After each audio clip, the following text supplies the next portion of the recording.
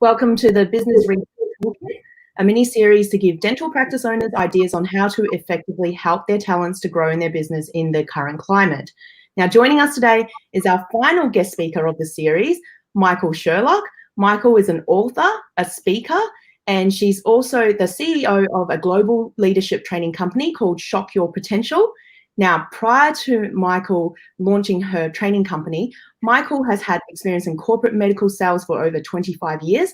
At the peak of her management career, she was the vice president of a US sales company responsible for generating over a net value of over $75 million a year. And she had to oversee as many as 500 employees at a time, which makes what we do as practice owners in the dental industry seem very much minuscule on a scale. Now, Michael has had a lot of experience in developing sales leadership program. Her Philadelphia-based training organization provides corporates and business leaders with engaging programs, presentations, actionable strategies on leadership, employee development, and also customer experience and sales transformation. So I am super excited to have you with us today, Michael, as a guest speaker, because I think, we have so much to learn from you, and, I just can't wait. Thank you. It's such a pleasure to be here. Yeah, welcome. It's great to have you. So, Michael, before we jump into all the exciting questions, can you just briefly tell us, how did you fall into the space? How did you end up working in this area of expertise? When you look back, you wonder how anything ever happens. I actually started out as a school teacher. That was what I went to college for and taught for a year. And I was in an environment where teachers were being downsized because there weren't enough students. So I had to figure out, what am I going to do? And I ended up getting into business, which I had never expected. And slowly in there, I ended up in medical sales in one way or the other for the vast majority of my career. So I've worked in everything from long-term care facilities, assisted nursing, in pharmaceuticals, and I've spent a great deal of time in primarily the hearing aid space, where I helped ear, nose, and throat doctors especially build their practices. How do we become more profitable? How do we take a look at our entire practice and have this component of hearing aid sales, which is, a medical device that nobody wants and nobody wants to pay for. But how do you make that an engaging process? And along the way, I began to consult with other medically based customers and clients. So in the dentistry field, in plastics, in derm, pretty much you name it. If there was a way to make sure that we were achieving fiscal responsibility and, having really healthy financial businesses, we did so by building and developing teams that were committed to that final objective with the organization as well. So, somewhere along the way, I took that little trip over into medical, and I never went out, and I've always enjoyed it. Now I work with businesses of all kinds for the last few years with Shock Your Potential, but really, the core of what I do and what I love is helping medical practices find that link between what they need from the patient, what the patient needs for them, and how to have the entire clinic focused on how do we do this in a profitable manner as well. That's great, isn't it? Yeah, and so, it's fun. It's fun. And so obviously you'll be very familiar with all the medical terminologies, having had the background that you've had. And so that sort of gives you a better understanding of how that all sort of works within the medical sort of field. Mm-hmm. Yeah. Absolutely. And I understand, I think last time when we were chatting, you were saying that you've now got a new client, Dentsply Sirona, in the US. Yes. So they brought me on board earlier this year. Then some things changed, but I had the great opportunity to work with about 150 of their sales managers.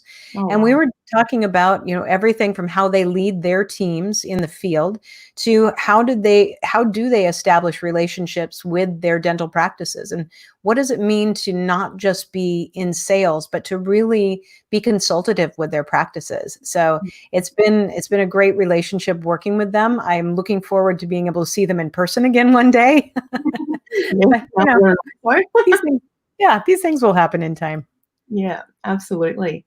So I want to pick your brains a little bit. I know today we the main topic and the focus is going to be on positive team building. I also want to know, I suppose, at the moment we're in isolation. Well, actually, no, that's probably not entirely true. So in Victoria, which is the state that I'm in, many parts of it is in isolation.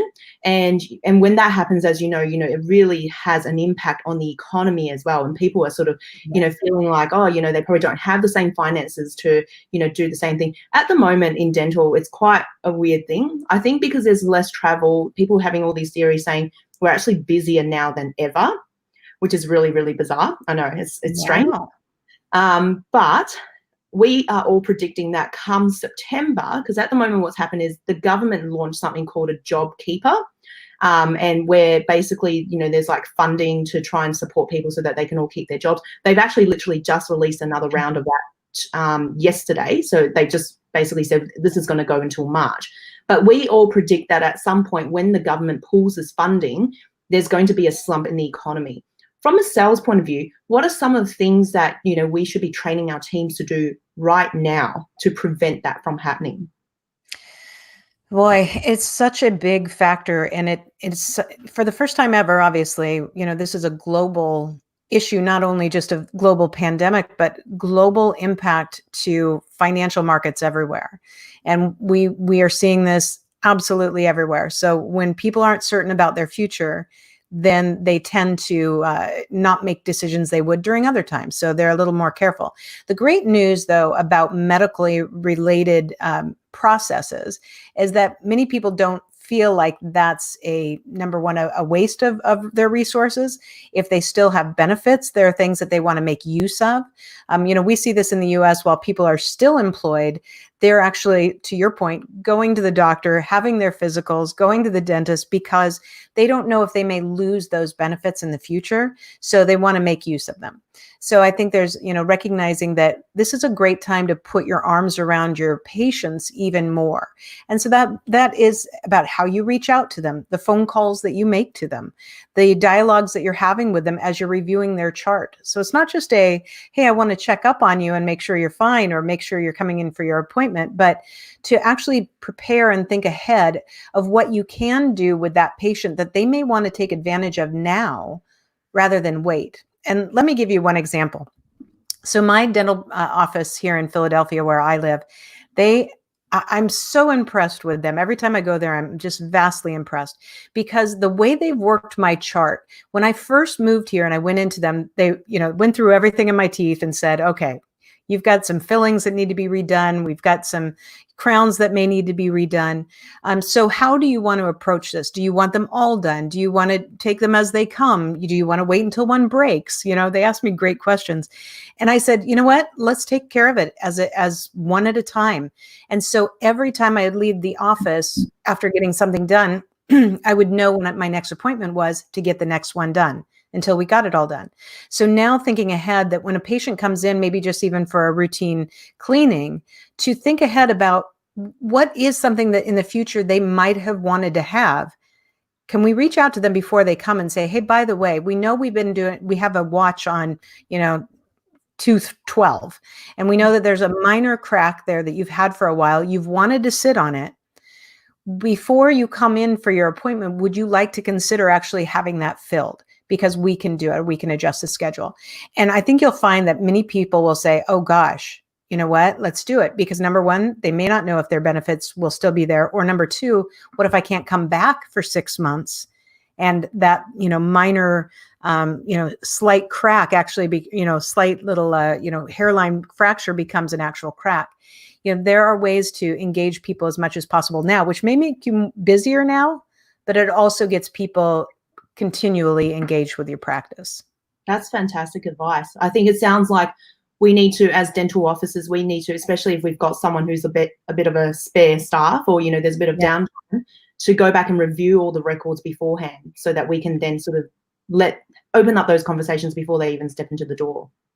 Yeah. And that's when I think that, you look at maybe how you even organize your days before, with cleanings at a certain time or emergencies or walk-ins or doing crowns at certain times, that having a more flexible schedule to look ahead. And I wouldn't try to do it for tomorrow, but I would probably, if I were in your shoes right now, I would look 3 weeks out And I would start going 3 weeks out from here, 3 weeks from this Wednesday. Who's on the schedule? What does it look like? Let's review their charts and see if there's opportunity here to move it around and adjust and be flexible as a team with that. And then go on to Thursday and always be 3 weeks out, looking at that day from 3 weeks, from now. And that way you are in this process of always just trying to keep some real good eyes in the future, but knowing that you have a great opportunity now that could slip through your fingers if we don't, get moving on it. That's fantastic. That's great. That's really actionable. I'm brilliant. What can I tell you? Thank you, Michael. Oh, that's funny. Just ask me, I'll tell you. Yeah, absolutely. I love it. That's great. Now, obviously, to get this happening, we need to have a very good team with us, don't we? Because you need to have a team that's really motivated. And, and I know this is definitely your area of expertise because you've written books on it and all sorts of things as well.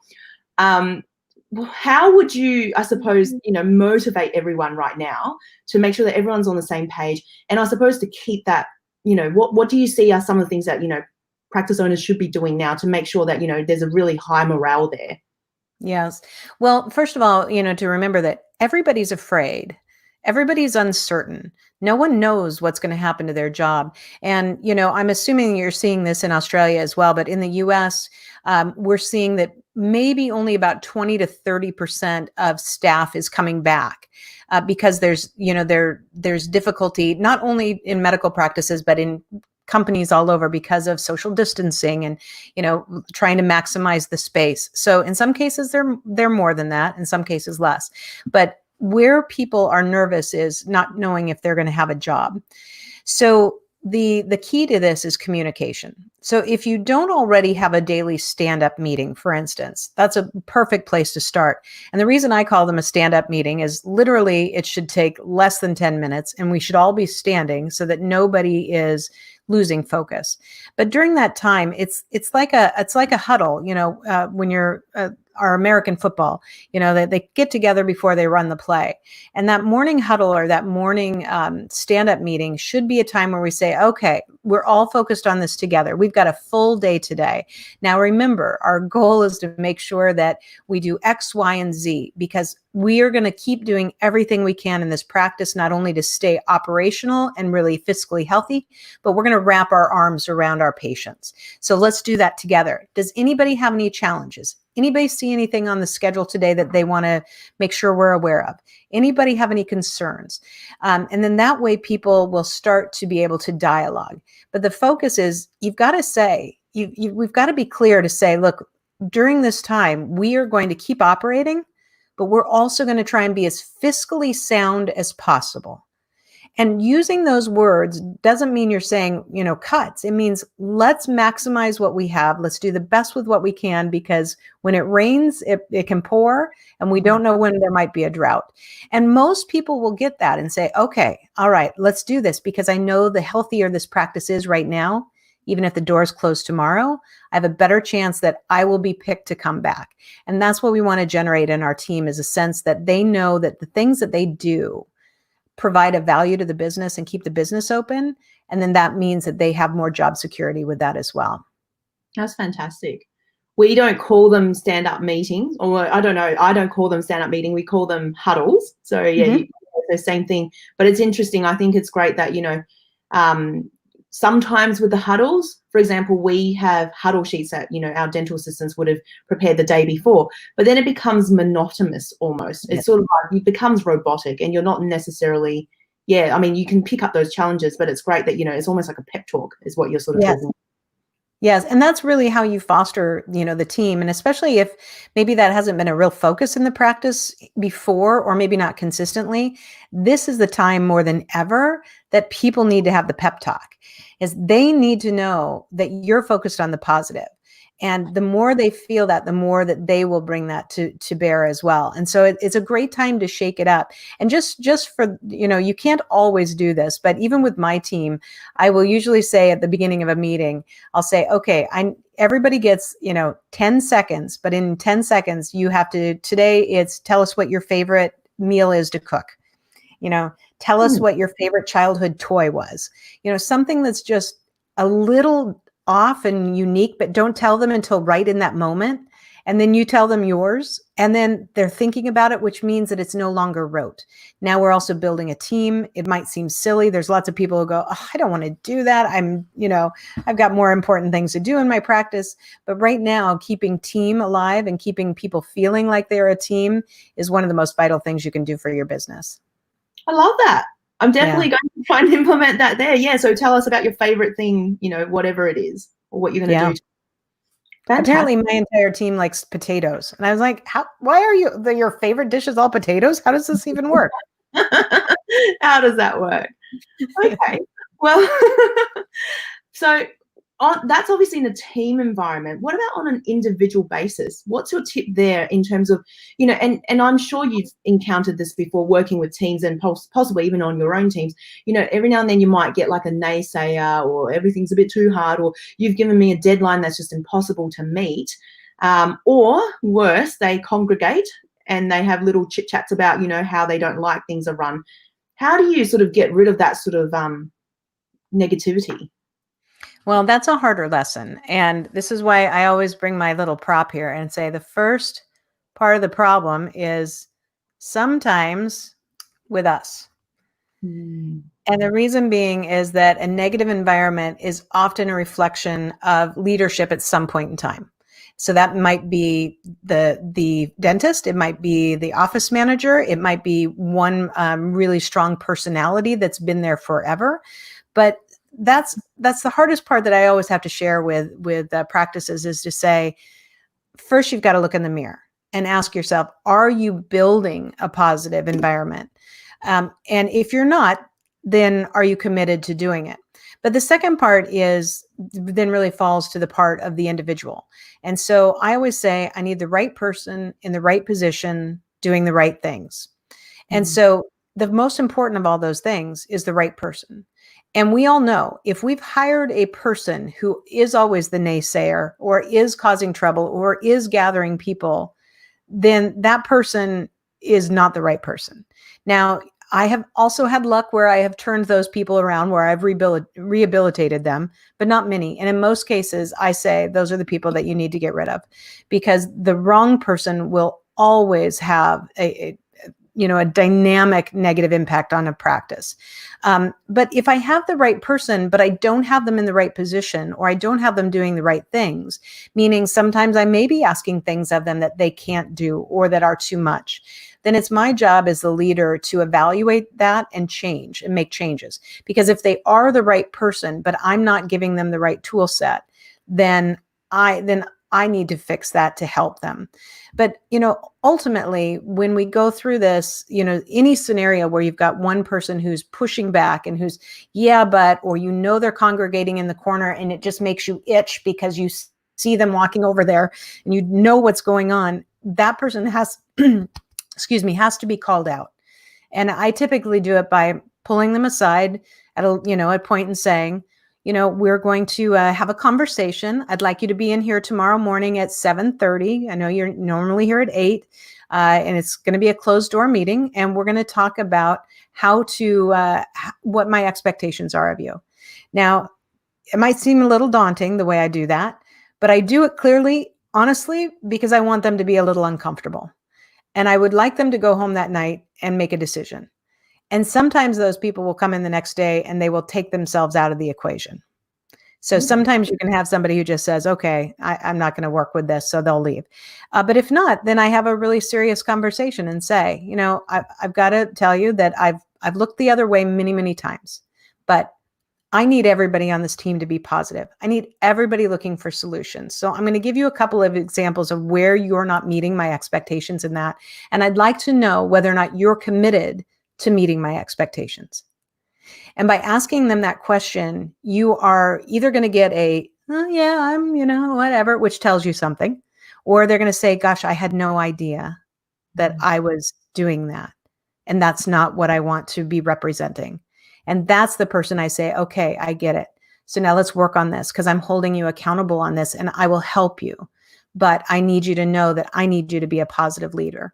And so in the other cases, I don't put up with negativity. But I have to look at myself first and ask myself, have I created negativity, or have I created part of the problem by what I haven't provided to that person? That's really great.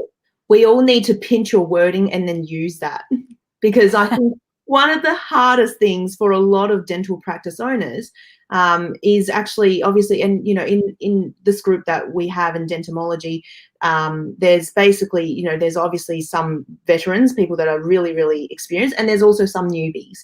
Mm-hmm. I want to pick your brains, like, how do you start, if you're a newbie sort of practice owner, where do you get that confidence to come out and just say it? Because that's always, I think for some people, they're fumbling, or they do the whole like sandwich technique, say all these, really nice things before they go into the bad stuff. And then in the end, they kind of just, finish off with something positive. So then it just completely dilutes what they've said before. Yeah, it takes real focus. And for all my years of working with people in the medical community, I always love teasing my friends saying, none of you went to medical school to become a business person. You went to medical school because you wanted to help people and you wanted to help your patients, and then you wanted to build a business. And then you went, oh my God, I don't know if I want to be a business owner. I just want to have a business. And so once you have that awareness, then you have to work on it. You have to teach yourself. You have to do training. You have to listen to, recordings. That's actually really why I began my app, which I know we'll talk about a little bit at the end, but is to provide, another resource for people who are working on their own leadership journey, to hear, in a lot of cases, all the mistakes I made along the way, because there's a lot. But until you say, okay, I'm going to have a conversation with this person. Now, before I have the conversation, I'm going to take some time and I'm going to think about it. I'm going to write out what's important. I'm going to write out what I'm going to say. I'm going to practice it in front of my spouse. I'm going to have them play, the other person. I'm going to maybe call somebody else up and say, I need to help just walking through it. Once you've done that a few times, then the confidence grows and you start to see how it works. But it's really why, with my very first book, which is Tell Me More, How to Ask the Right Questions and Get the Most Out of Your Employees. The real key for me is not having the talks when you're not comfortable with it yet. It's about asking a lot of questions. So let me give you a for instance. So Becky, let's say you're that person and you're the negative influence in the office. Yep. I would say, Becky, I want to sit down with you. There's a couple of questions that I'd like to ask you. So, you sit down and I'd say, Becky, tell me, I know there's many times when you have, told me that I'm asking too much of you. And we just had an instance of it this week where I asked you to organize the files by whatever. And you told me that you couldn't. Tell me more about that. What is it that is challenging to you? What's getting in your way? And in the beginning, you're going to start and complain and tell me all the things that are horrible. And then I'll go, that's interesting. Now tell me more about that. Why is that so stressful for you?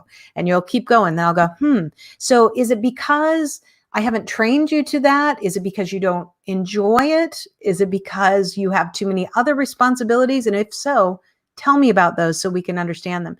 Because pretty soon, if I ask you enough questions, you're going to either tell me that there's something I really need to do to help you, or you're going to end up kind of looking silly because you're going to say, at some point, it's going to be very clear that you're just complaining. So, for people who are just beginning this process, asking more questions will help them to gain more confidence. But the other part of it is just continuing to work on it and practice and being very clear about what you're trying to achieve. Yeah, no, that's fantastic. I think, sometimes, as leaders, we tend to tell them rather than ask them questions so that we can draw that out from them. And that's really the reason that I even wrote my first book, was because the time that the background to it, I was managing 32 managers who are managing 500 people. And I kept trying to solve all their problems. So they'd call me and say, I have this problem, I have this problem, I have this problem. And I was in such problem solving mode all the time. I was like in the wild, wild west. I can fix everything until I was exhausted. And then I thought, why can't these people do anything on their own? Well, because I taught them that they had to come to me for everything. And so I had to really slow down and start to help them think through challenges and problems until they could get to the point where I would say, Well, I see the whole situation that's pretty clear now. What do you think we should do? Or what do you think you should do? Or what do you think I should do for you?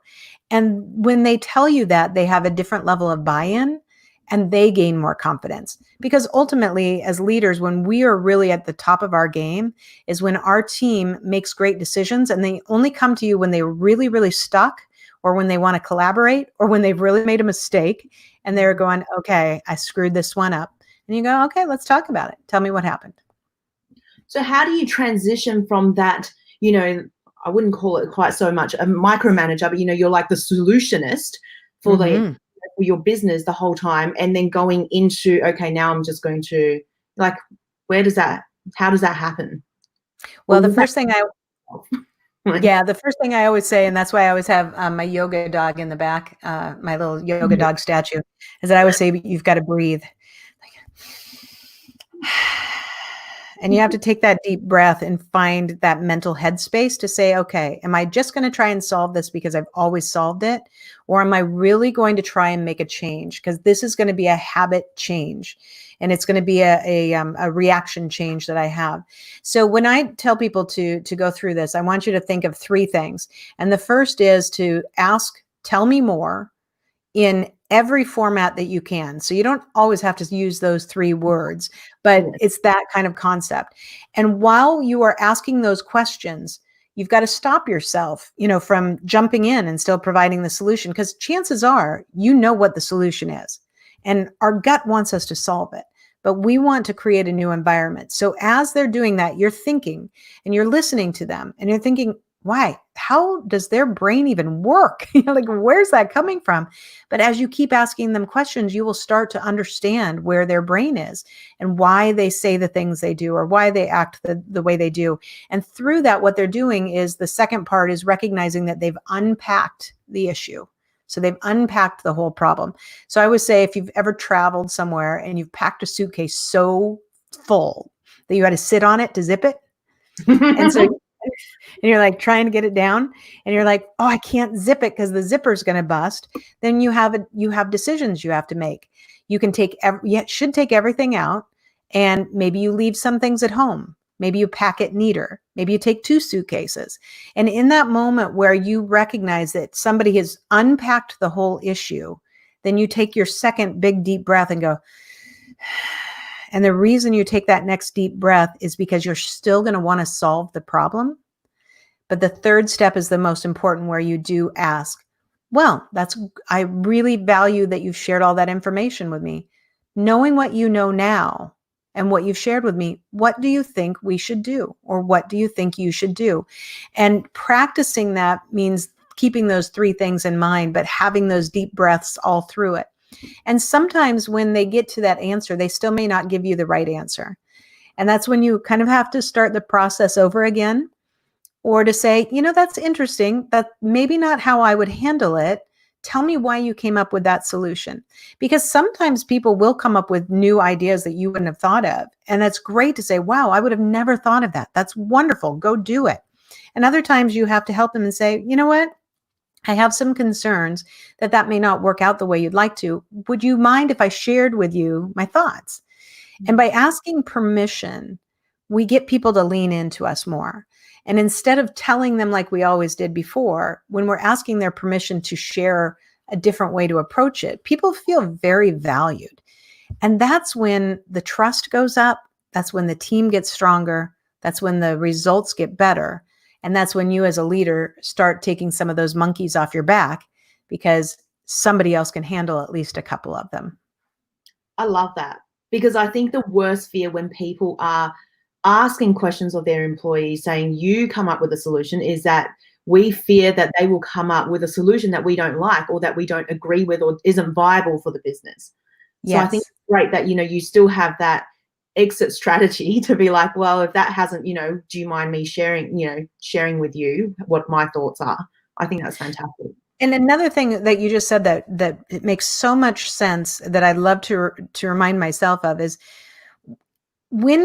for people who were taught, if somebody don't bring me a problem unless you bring me the solution. We forget that not everybody knows how to get to a solution. So this whole process of asking them to tell me more, what happens to the individual is, like I said in the beginning, their first responses to tell me more might be all complaints, or they might be their stress. I don't know, but every time you tell me to do that, it makes me stressed out. And, so they're going to release a lot of energy in the beginning. It might be negative. It might be stress. There might be, whatever, but they'll release a lot of energy. Then once that initial energy has been released, then as they talk through things, they start seeing the pieces as individual pieces of the puzzle. They start seeing all those things laid out. And you can almost see in their heads when they're like, oh, wait, I wonder if I would have done that. So by the time you get to, what do you think you should do? And they go, gosh, I think I should have done this. More times than not, they will be right. And in those cases, when you say, that's great, I'm really impressed with that, go make that happen. You have validated them, you've given them more confidence, but you've taught them how to start to think through the process. And that's the key, is not everybody knows how to get to a solution yet, but the more we teach them to do it in those steps, the stronger they are, and as employees and frankly, as people. That's great. I don't know. Yeah. I've never really thought about it in that way before, that, that not everyone can come to a solution, but that is very, very true. And sometimes the solutions they come up with are a little wacky. So that's where, when you ask them those questions, you start to see what things are really clicking with people, and you can see where the gaps are. And you can also see how they inadvertently may take lines that you never intended them to take. And that can make such great dialogue in the future. Now, I'm not going to lie, this takes a lot of work in the beginning, because you are spending more time sometimes dealing with really insignificant feeling issues. But the key is doing that hard work now so that your team operates better in the future. It's kind of, biting the bullet for it, because you know that it's going to pay off in the long term. I love that. And it all starts from ourselves as leaders, doesn't it? Because we have to transform ourselves and the way we think and how we manage that practice and the business. Yes. In order to actually see that phenomenal change.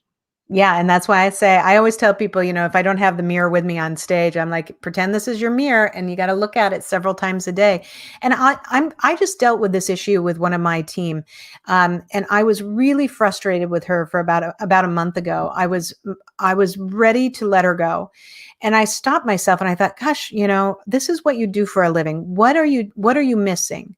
So I stopped, I slowed down, and I started to ask her questions. And I realized that as I was getting more frustrated with her, she was going back to what she does when she's stressed. And so she was shutting down and not thinking clearly because she was feeling stressed from me.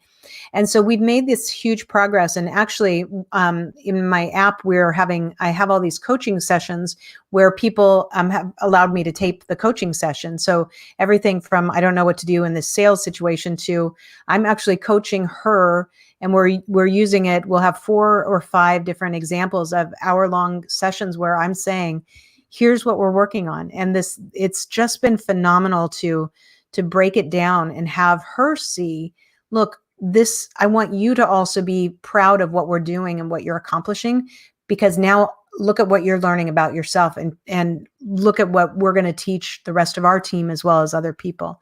It's not comfortable always, but it's always will have great repercussions for you, positive repercussions. Yeah, that's fantastic.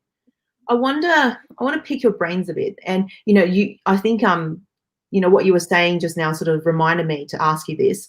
I've definitely, in my own leadership time, I've had moments where I felt like a certain person could no longer be a part of the team. I'm just like, this person's not the right fit. I've tried all sorts of things. And then for whatever reason, I tend to be a latent reactor. And so I tend to sort of, do it a little bit slower. And then all of a sudden I'm like, you know what? They're totally fine. And they actually, with a bit more coaching or whatever, they actually turned out to be completely okay.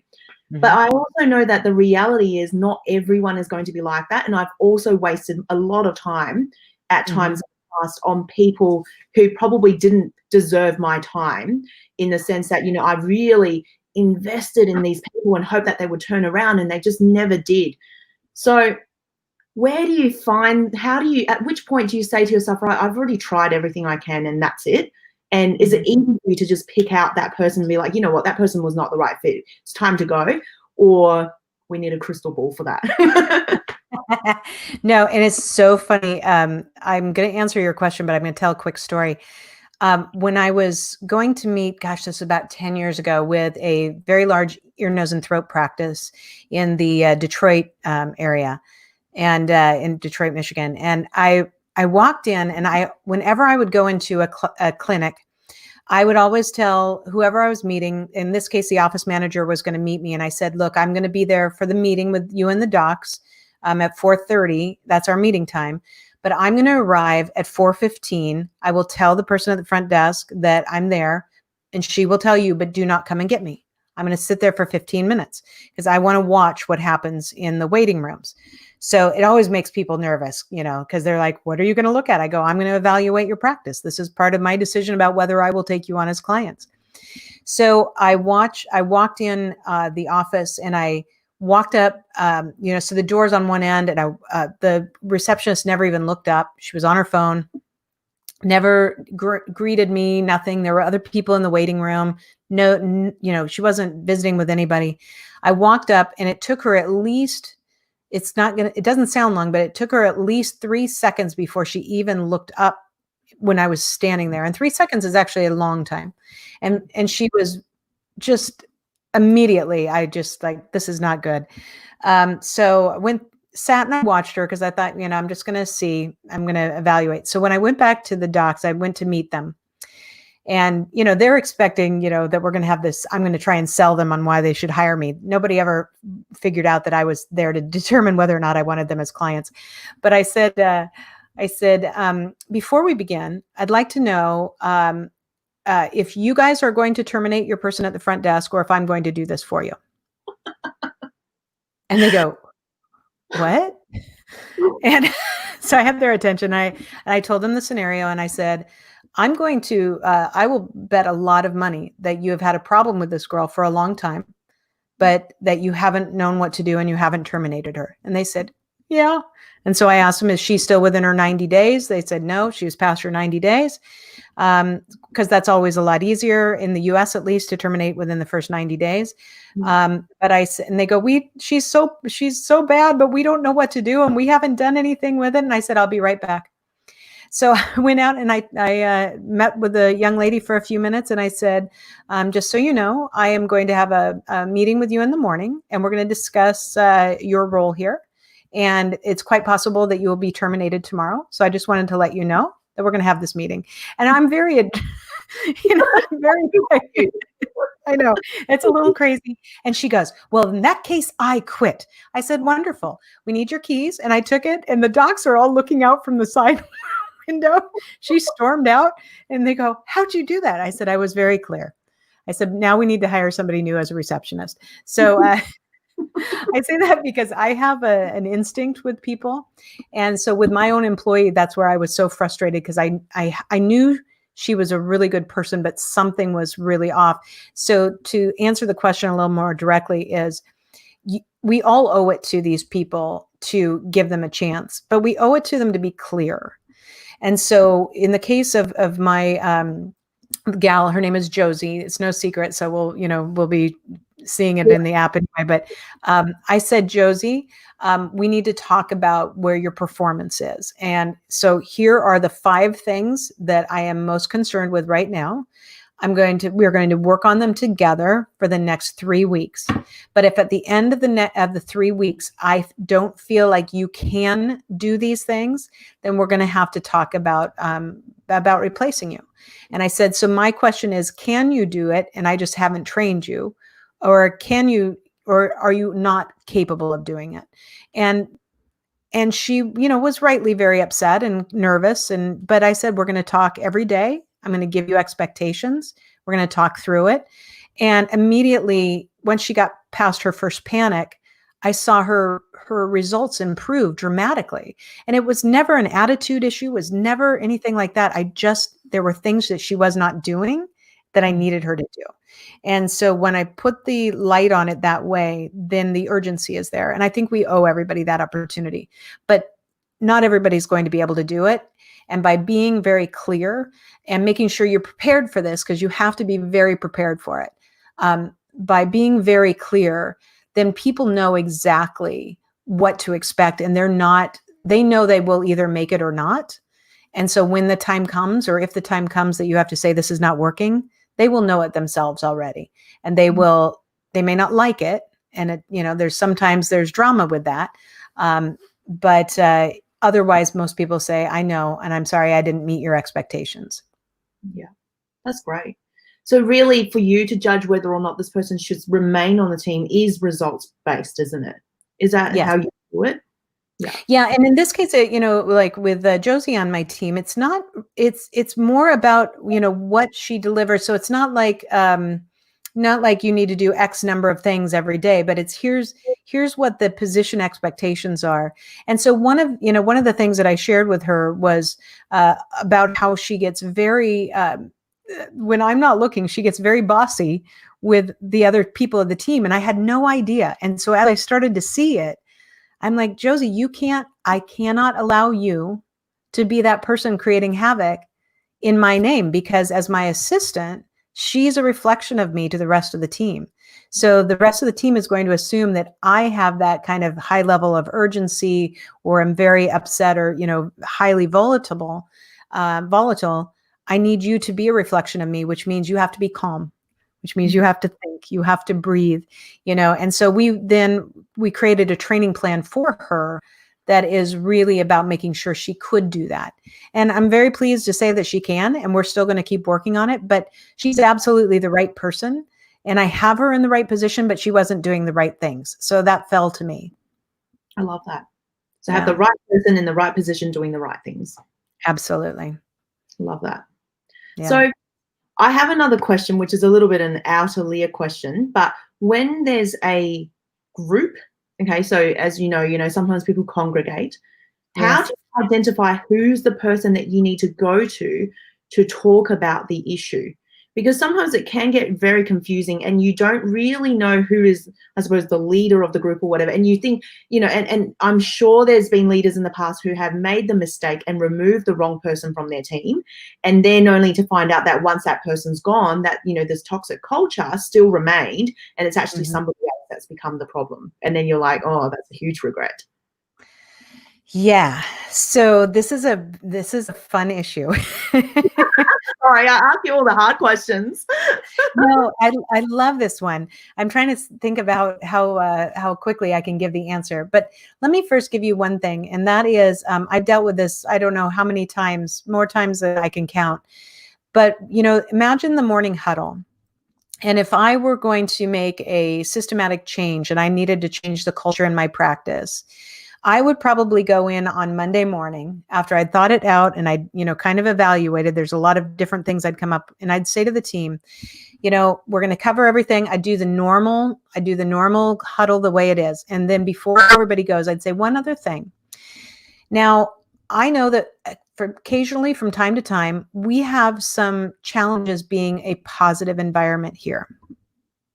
And I would say it and I'd be quiet. And what I mean by that is there are times when I know that we engage in gossip or congregating to maybe discuss frustrations. And I would use the terms we. I would say we, because I am a part of that, even if I'm not engaging in it as a practice owner. And I just need you all to know that we are not going to do that anymore. We are going to have a no gossip zone. And what I mean by that is we are going to solve problems together. And I'm going to give you some tools over the next few days, and we're going to talk about it. And if any of you want to talk to me individually, I am so happy to talk to you. But I want you to know that it's important that we have a zero tolerance for gossip here. But what I also want you to know is that if there are problems that need to be fixed, I promise you I will fix them. They may not always be fixed the way you like. They may not always be the solutions you want, but I promise you I will fix them. And then I would leave it be because now, of course, then people are all going to run together and they're going to gossip that day. Yeah. And so you need to let them have that for a couple days, but you'd give them tools. But what I usually would do is give people verbiage to use when someone else is gossiping, because whoever's instigating will have some allies, but there are other people that are part of it because they don't want to not be. They don't want to be that person that's talked about by the rest of the group. So there are people that will be a part of it because they don't know how to not be a part of it. And those people will want and need tools to be able to say no. And so I always talk about things like, I have this whole thing called energy pie, and it's about, keeping your good, positive energy. But, I would teach people to say, don't steal my pie today. Hey, I like to keep my pie today. There's lots of different ways you can give people tools to say to the people that are instigating, look, I don't want to be a part of this. But as you do that, you will start to see who is clearly the issue and who are the ones who really just want to come to work and have a great environment. And they will weed themselves out better. But it's being clear, saying, you know what, from now on, we are a zero tolerance gossip. And they'll say, well, what does that mean? Are we going to get fired if we gossip? Well, do you think you should? Because I'll tell you what, I want us to figure this out together, but I don't want to have any more gossip. I want us to be a positive team together. I expect us to work together. And the more we use the positive terms, those people that are instigators will show themselves much more clearly, because they want to prove that you're going to be wrong. And all the while they're proving themselves to be the issue. I love that. And I love the idea that you want to give the people who are just, probably a little bit too weak to say no to the gossiping tools, and, the ability to actually, just empowering them so that they can shift away from doing all of that. That's great. Yes. Yes. And I think it's just being clear. In so many cases, people are scared or uncertain in work environments when there's not enough communication. So sometimes it may feel like there's a lot of communication in this, but it's really key to say, hey, by the way, just so you know, I know that we have this issue. We're going to stop it. Yeah. Right. And we're starting today. So today we're all positive. And, and as you do that, the problem is in a negative work environment, whether it's, being brought down by leadership, that there are a lot of times when leaders can be very destructive in an environment, or whether or not the destruction's happening within, that people want to work in a good environment, and good people will leave bad environments. So by ignoring the bad behavior, we are basically saying to good employees, go somewhere else, because what we create here is a hostile environment. And instead, by saying, if you're going to be a part of the negativity, we don't want that. But we do want to have a great environment. So we're going to help each other to make sure we keep it. And it takes a while to change that. It does not happen overnight. But if you're dedicated to it, you can eradicate it. And people are always amazed. They're like, that you can never get rid of all gossip. And I'm like, really? I have. But the other, question I always say is, just because it's not probable that you are going to have everybody come in, skipping and, singing Kumbaya together every morning, doesn't mean it's not possible. Yeah. So why don't we work towards the highest possible achievement with that, and see what else happens to our practices? I love that. I absolutely love that. That's great. Yeah, that's really, it's always good to keep aspiring to, what's possible, even if it's going to be difficult and challenging. Absolutely. Absolutely. Nothing worth the fight is going to be easy. Yes, absolutely. So in your experience then, Michael, do you feel like there's a strong correlation between good sales and a positive team environment? What do you say to leaders who say, look, instilling a positive team environment is just way too time consuming. This is, I can't see how it's going to be profitable for my business. And how can it be financially rewarding? What do you say to that? Like, do you find from your experience that there really is a correlation, or there is really not much? It just depends. There's an absolute correlation between a positive environment and a profitable, fiscally healthy business, without a doubt, on a number of levels. But I think the first thing is, when people say that to me, And I'm a little more direct, and it's come from all my years of working with physicians, but I usually say, what are you afraid of? What are you afraid of? Because most of the time when people say that, it's because they really don't know how to create the environment. And that's okay. So tell me you don't know how to do it, but don't tell me that that's not worth the time, because it is. On one element alone, it is so much fiscally more beneficial. And that one element is on turnover. So if you look at negative environments, the impact of turnover is substantial to your top and bottom line. So by creating an environment that people enjoy, that they want to be a part of, then you're not going to have turnover. But the other element is the better of an environment that you create. And it doesn't mean that, like I said, it doesn't mean you come in every day and, we're having pizza parties every Thursday or whatever. It's just about creating a really strong business model where people feel invested. Because if I have two people, if I have the greatest salesperson of all time, but they don't like where they work, but they like the product and they really like their commission check. Let's just use that for an example. They're still going to cost my business, because all they're going to do is be in it for themselves. But when you create a positive team environment, people are in it for each other. They're not just in it for themselves. They're in it for each other to help each other.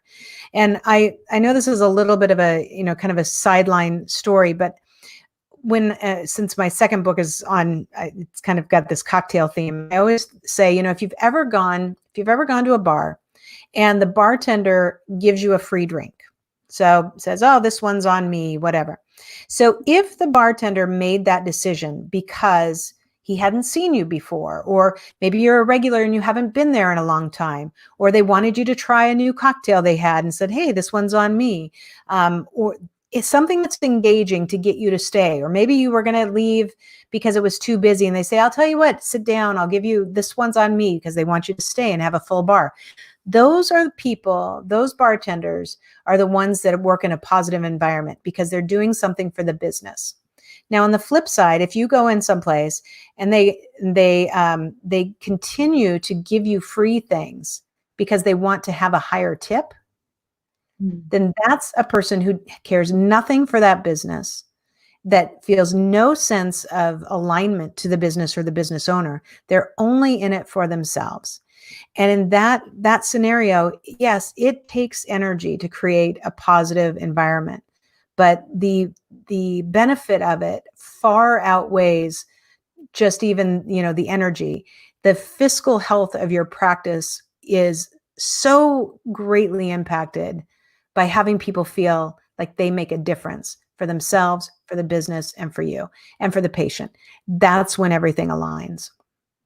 Then, according to what you're saying, is this then a problem if you hire people that are really driven by money, Michael?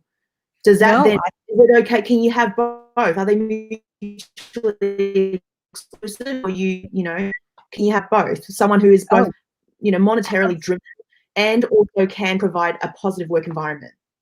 Absolutely. And I want those people. I want those people that are positively, and that they're like, I am going to go after everything because they are money driven.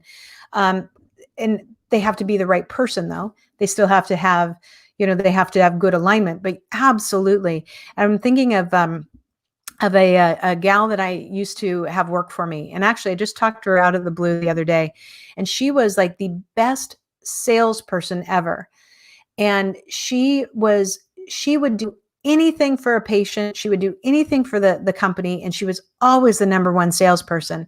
And she wanted to be a manager. So she came to me one day and she said, I want to be a manager. And I started laughing and I said, no, you don't. She goes, why? I said, because you love the chase, you love the run, and I think you'd be a fine manager. But number one, most of the time the salespeople make more money than the manager. Number two, you love the close. You love that interaction. That's what you're aligned to.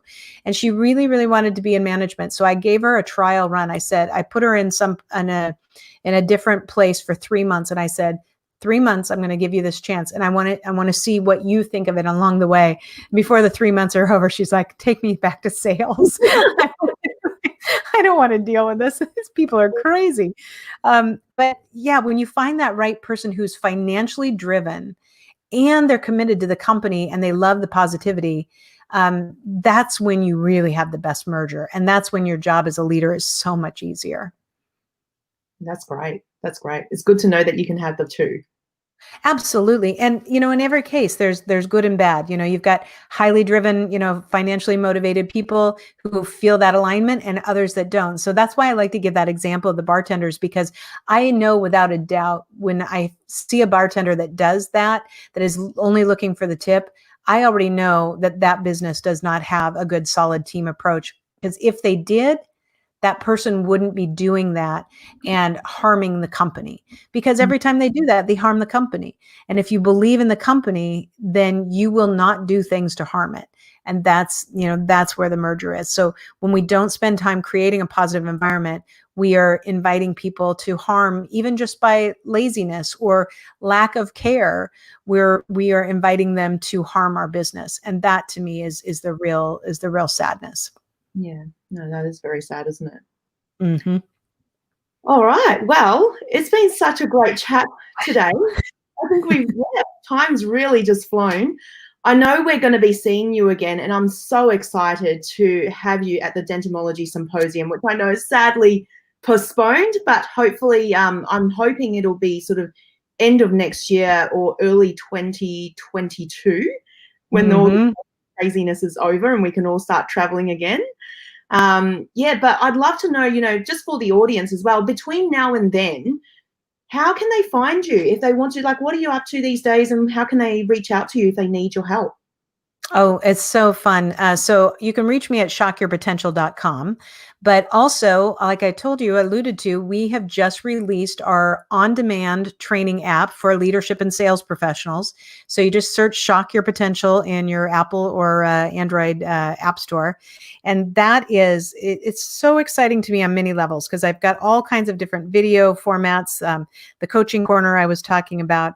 We're going to launch a book club in September. We have a meditation room in there. But by the end of 2021 or 2020 here, so just a few more months, we are actually starting a series of courses through the app for medical practice managers. So they will be a lot of these topics that we've covered.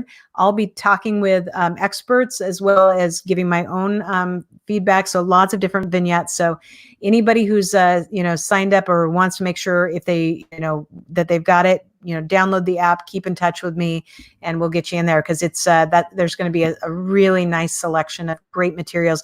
Everything from how do you deal with collections, even, how do you know how to dive in? I have a great friend who she's on like a forensic CFO. So she goes into dental and hearing clinics, and she goes in and finds out where all their lost income is and how to look in their system. So, we've got a variety of things that are just going to be, I think that your audience will really enjoy. That's super exciting. I'm really excited for you. As I told you, I've literally just downloaded the app the other day when you told me about it, and I've had a quick look around. It's looking great. It's fantastic. Yeah. And obviously that's not just for medical, it's also for dental, I'm guessing, and a lot of those skills are transferable. Yep. So I just usually kind of use medical as the broad term. So there'll be things that are applicable across all of the fields, but really it's related to medically based practices that have sales functions. So like I said, plastics, derm, dentistry, cosmetic dentistry, medical day spas. Ear, nose, and throat, you name it, is where we fit that niche. And it's really from all my years of working with all these, the owners, the dentists, the physicians, and all of their staff. It's really like this culmination of what does it mean to have a truly high functioning clinic where you are meeting a sales metric alongside a patient care metric. That's fantastic. Thank you so much for today, Michael. You're welcome. Lots of pearls of wisdom and golden nuggets dropped around. So hopefully the audience, if they haven't heard it live, they'll go back and re-watch it. And I'm sure we'll all be just scribbling notes and, doing all that sort of stuff. Yeah. Wonderful. Oh, and if anybody wants to reach me, just email Michael at shockyourpotential.com. Beautiful. All right. Can't wait to see you in person when you come in to speak. Yes, me too. All right then. Better let you go. Thank Have a you very much. great See ya.